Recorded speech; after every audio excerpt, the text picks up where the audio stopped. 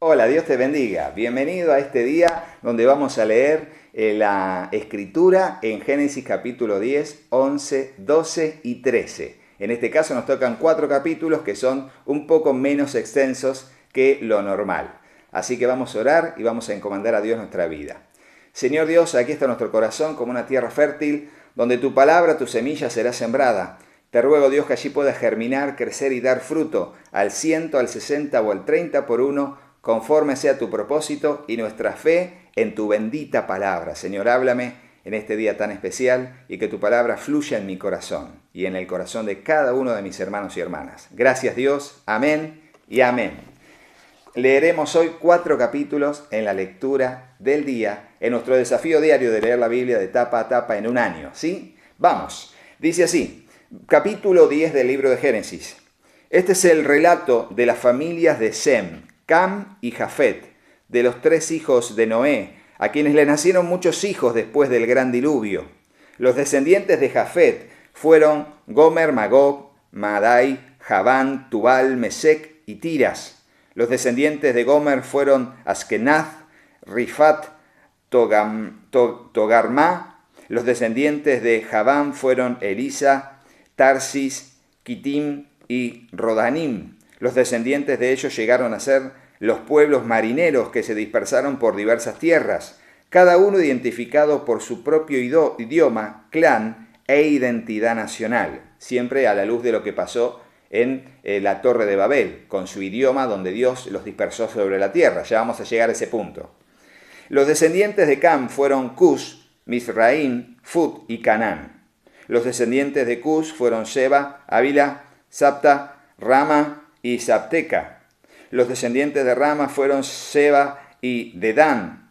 Cus también fue antepasado de Nimrod, el primer guerrero heroico de la tierra, ya que Nimrod fue el mejor cazador del mundo. Su nombre llegó a ser proverbial. La gente decía, este hombre es como Nimrod, el mejor cazador del mundo. Él construyó su reino en la tierra de Babilonia, con las ciudades de Babel, Erec, Akkad y Calne. Desde allí extendió su territorio a Asiria y construyó las ciudades de Nínive, Rehobot, Ir, Calá y Resén, la gran ciudad situada entre Nínive y Calá. Misraim fue antepasado de los judeos, los anameos, los leavitas, los naftujitas, los patruseos, los calujitas y los caftoritas, de los cuales descendieron los filisteos. El hijo mayor de Canaán fue Sidón, antepasado de los sidonios. Canaán fue también antepasado de los hititas, los jebuseos, los amorreos, los gergeseos, los heveos, los araseos, los cineos, los arvadeos, los semareos y los amateos. Con el tiempo los clanes cananeos se dispersaron y el territorio de Canaán se extendió desde Sidón al norte hasta Gerar y Gaza en el sur, por el oriente tan lejos como Sodoma, Gomorra, Adma, Seboim, cerca de Lasa. Ellos fueron los descendientes de Cam, identificados por clan, idioma, territorio e identidad nacional. Los descendientes de Sem también le nacieron hijos a Sem, el hermano mayor de Jafet. Sem fue antepasado de todos los descendientes de Eber. Los descendientes de Sem fueron Elam, Asur, Aksafat, Lud y Aram. Los descendientes de Aram fueron Uz, Ul, Geter y Mas. Afarsad fue el padre de Sala y Sala fue el padre de Eber. Eber tuvo 2 hijos. El primero lo llamó Peleg, que significa división, porque durante su vida los habitantes del mundo estaban divididos en diferentes grupos según su idioma, y su hermano se llamó Joctán. Joctán fue el antepasado de Almodad, Selef, Hazar Mabet, Gera, Adoram, Usal, Dicla, Obal, Abimael, Seba, Ofir, Ávila y Jobab. Todos ellos fueron descendientes de Joctán. El territorio que ocupaban se extendía desde Mesa hasta Sefar en las montañas orientales. Ellos fueron los descendientes de Sem, identificados por clan, idioma, territorio e identidad nacional. Esos son los clanes que descendieron de los hijos de Noé, ordenados por nación de acuerdo con la línea de descendencia correspondiente. Todas las naciones de la tierra descendieron de esos clanes después del gran diluvio. Capítulo 11, y aquí nos va a hablar de la Torre de Babel. Y esto va a dar respuesta a por qué hay tantos idiomas diferentes en el planeta Tierra y dialectos, tan complejos uno del otro como sistema comunicacional. Solo alguien tan inteligente y tan poderoso como Dios podría hacerlo. Hubo un tiempo en que todos los habitantes del mundo hablaban el mismo idioma y usaban las mismas palabras. Al emigrar hacia el oriente, encontraron una llanura en la tierra de Babilonia y se establecieron allí. Por eso Babel, la conocida Torre de Babel, ese Babel significa Babilonia. Comenzaron a decirse unos a otros: vamos a hacer ladrillos y endurecerlos con fuego. En esa región se usaban ladrillos en lugar de piedra y la brea se usaba como mezcla. Entonces dijeron: vamos, construyamos una gran ciudad para nosotros con una torre que llegue hasta el cielo. Eso nos hará famosos y evitará que nos dispersemos por todo el mundo. Fíjense el concepto de fama, ¿no? En la versión Reina Valera 60 dice: hagámonos un nombre. O sea, tener un concepto de marca, ¿no? En base a una palabra, ser conocida toda una organización. Bueno, aquí dice: hagámonos famosos. Fíjense cómo está ligado a la vanagloria de la vida, ¿no? Pero el Señor descendió para ver la ciudad y la torre que estaban construyendo y dijo: miren, la gente está unida y todos hablan el mismo idioma. Después de esto, nada de lo que se propongan hacer les será imposible. Vamos a bajar y a confundirlos con diferentes idiomas, así no podrán entenderse unos a otros. De esa manera, el Señor los dispersó por todo el mundo y ellos dejaron de construir la ciudad. Por eso la ciudad se llamó Babel, porque allí fue donde el Señor confundió la gente con distintos idiomas y así los dispersó por todo el mundo. Este es el relato de la familia de Sem. 2 años después del gran diluvio, cuando Sem tenía 100 años de edad, tuvo a su hijo Arfaxad. Después del nacimiento de Arfaxad, Sem vivió 500 años más y tuvo otros hijos e hijas. Déjenme decirles algo rápido entre paréntesis con respecto a esto. Recuerden que en Génesis 3:15 Dios dio la promesa de que de la descendencia de la mujer saldría alguien que heriría en la cabeza a la descendencia de la serpiente. A ese pasaje, Génesis 3:15, se lo conoce como la primer promesa de la redención humana, mirando a Cristo. Ahora, Cristo viene de la descendencia de Sem. Por eso a los judíos se les llama semitas, porque su antepasado de los hijos de Noé era Sem. Por eso se les llama semitas. Y dentro de la genealogía se va a mostrar todo, porque de Sem va a llegar a 10 genealogías, o sea, a 10 generaciones, hasta llegar a Abraham. Por eso es tan importante estas genealogías, poner cada uno de los descendientes para ver cómo Dios cumplió su promesa.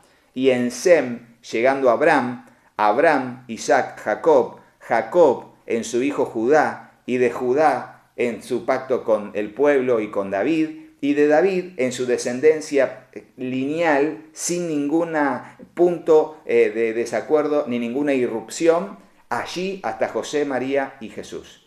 Se cumple, de la descendencia de la mujer saldría alguien que heriría en la cabeza a Satanás, y es Jesucristo. Gloria a Dios por eso. Dice así entonces, seguimos leyendo el versículo 12. Cuando Arfaxad tenía 35 años de edad, tuvo a su hijo Sala. Después del nacimiento de Sala, Arfaxad vivió 403 años más y tuvo otros hijos e hijas. Cuando Sala tenía 30 años de edad, tuvo a su hijo Eber. Después del nacimiento de Eber, Sala vivió 403 años más y tuvo otros hijos e hijas. Fíjense que hasta aquí ya estamos hablando de ya no vivir 800, 900 años, sino que como máximo vivían entre 400 y 430 años estas generaciones luego de Sem. De hecho, otro dato muy importante es que Sem vivió muchísimo tiempo, al punto, les voy a decir, según las cuentas que se hacen de acuerdo a la edad que vivió Sem, que Sem murió cuando todavía Jacob estaba vivo. O sea que si Jacob quería ver a quien estuvo en el diluvio, podía viajar a alguna tierra donde estaría Sem, el anciano Sem, para que le cuente la experiencia del diluvio. O sea, estas generaciones no tenían excusa con respecto a convertirse en ateos. Su rebelión contra Dios era consciente. Por eso también dice las edades que vivieron. Como dice el apóstol Pablo en Romanos, de modo que no tuvieran excusa. Ninguno tenía una excusa como para decir que no conocía a Dios ni a los testigos que Dios había puesto. Por algo vivieron tantos años y permanecían como testigos de lo que Dios había hecho.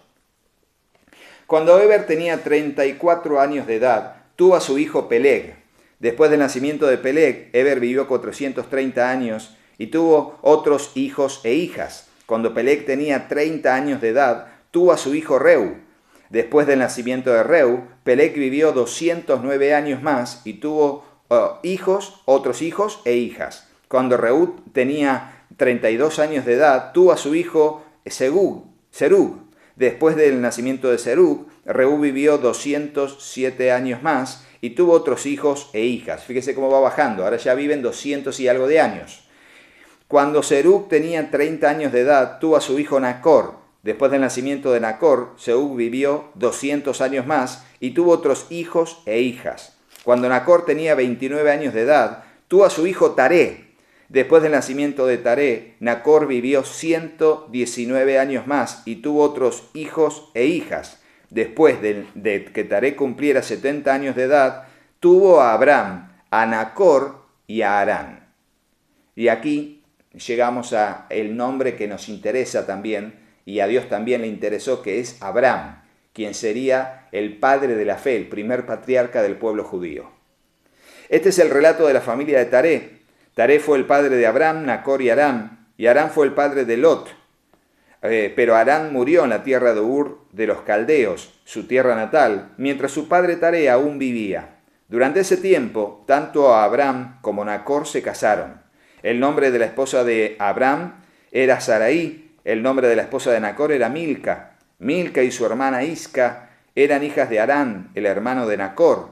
Pero Sarai no podía quedar embarazada y no tenía hijos. Cierto día Taré tomó a su hijo Abram, a su nuera Sarai, la esposa de su hijo Abram, y a su nieto Lot, el hijo de Harán, y salieron de Ur de los Caldeos, y Taré se dirigía a la tierra de Canaán, pero se detuvieron en Harán y se establecieron allí. Taré vivió 205 años y murió mientras aún estaba en Harán. Y fíjense cómo en este tiempo todavía era muy común casarse entre primas hermanas o hasta también entre hermanos de diferente madre o de diferente madre. ¿Me explico? De hecho, Abraham con Sara eran hermanos, pero de diferente madre. Igual padre, diferente madre, lo vamos a leer más adelante.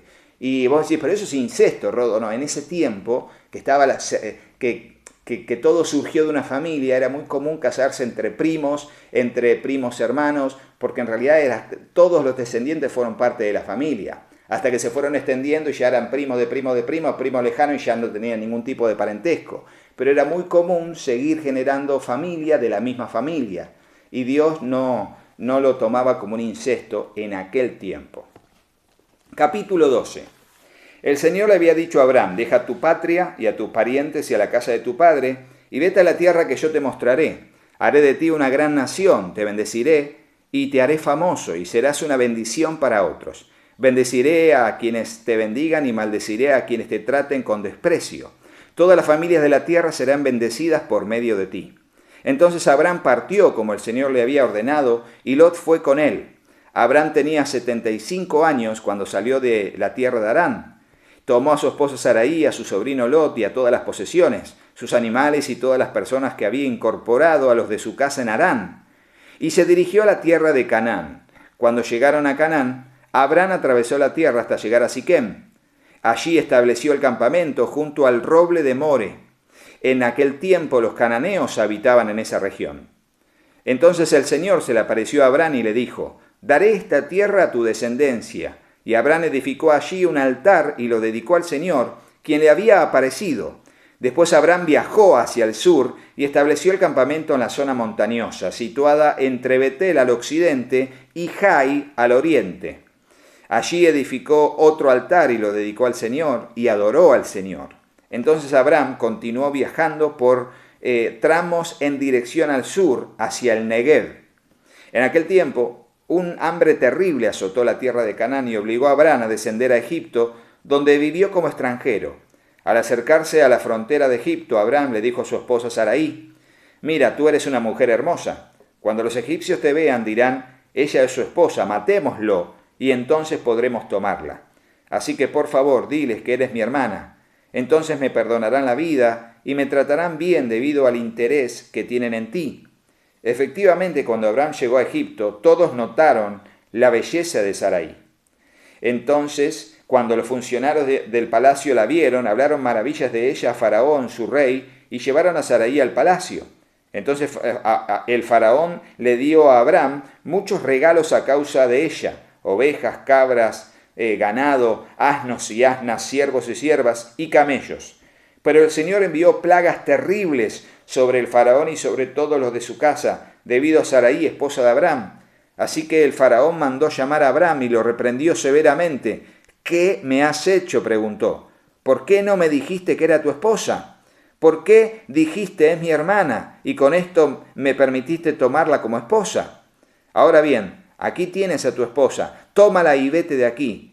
Entonces el faraón ordenó a algunos de sus hombres que los escoltaran y expulsó a Abraham de su territorio junto con su esposa y todas sus pertenencias. Fíjense cómo Abraham no es que miente, realmente lo vamos a leer pronto.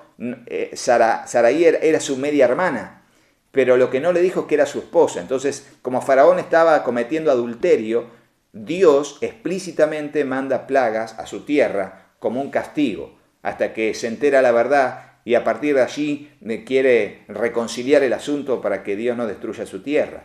Bueno, es un caso muy particular. Vamos a leer finalmente el capítulo 13. Entonces Abraham salió de Egipto junto a su esposa, con Lot y todo lo que poseían, y viajó hacia el norte, al Negev. Abraham era muy rico en ganado, plata y oro. Desde el Negev continuaron viajando por tramos hacia Betel y armaron sus carpas entre Betel y Jai, donde habían acampado antes. Era el mismo lugar donde Abraham había construido el altar y allí volvió a adorar al Señor. Lot, quien viajaba con Abraham, también se había enriquecido mucho con rebaños de ovejas y cabras, manadas de ganado y muchas carpas. Pero la tierra no era suficiente para sustentar a Abraham y a Lot, si ambos vivían tan cerca el uno del otro con todos sus rebaños y manadas. Entonces surgieron disputas entre los que cuidaban los animales de Abraham y los que cuidaban los de Lot. En aquel tiempo también vivían en la tierra los cananeos y los fereceos. Finalmente Abraham le dijo a Lot: «No permitamos que este conflicto se interponga entre nosotros o entre los que cuidan nuestros animales. Después de todo, somos parientes cercanos. Toda la región está a tu disposición. Escoge la parte de la tierra que prefieras y nos separaremos. Si tú quieres la tierra de la izquierda, entonces yo tomaré la tierra de la derecha. Si tú prefieres la tierra de la derecha, yo me iré a la izquierda». Lot miró con detenimiento las fértiles llanuras del valle del Jordán en dirección a Zoar. Toda esa región tenía abundancia de agua como el jardín del Señor o la hermosa tierra de Egipto. Esto ocurrió antes de que el Señor destruyera Sodoma y Gomorra. Lot escogió para sí todo el valle del Jordán, que estaba situado al oriente. Se apartó de su tío Abraham y se mudó allí con sus rebaños y sus siervos. Entonces Abraham se estableció en la tierra de Canaán y Lot movió sus carpas a un lugar cerca de Sodoma y se estableció entre las ciudades de la llanura. Pero los habitantes de esta región eran sumamente perversos y no dejaban de pecar contra el Señor. Después de que Lot se fue, el Señor le dijo a Abraham: «Mira lo más lejos que puedas en todas las direcciones, al norte y al sur, al oriente y al occidente. Yo te doy toda esta tierra, tan lejos como alcance a ver, y a ti y a tu descendencia, como posesión permanente. Y te daré tantos descendientes que, como el polvo de la tierra, será imposible contarlos. Recorre toda la tierra en cada dirección, pues yo te la entrego». Entonces Abraham mudó su campamento a Hebrón y se estableció cerca del robledo que pertenecía a Manre, y allí construyó otro altar al Señor. Ahí vemos cómo Abraham pasó por idas y vueltas, por debilidades, pero finalmente Dios siempre lo ha bendecido, porque Dios tenía un propósito con su vida. De esa manera también Dios tiene un propósito en nuestra vida. Y así dice el Salmo 138:8, Jehová cumplirá su propósito en mí. Dios mío, no desampares la obra de tus manos. Espero que esta palabra te haya bendecido y por supuesto ponle un me gusta, dejanos un comentario y compartí este video con otros para que en este desafío de leer la Biblia en un año podamos ser cada día más. Dios te bendiga y hasta el próximo video.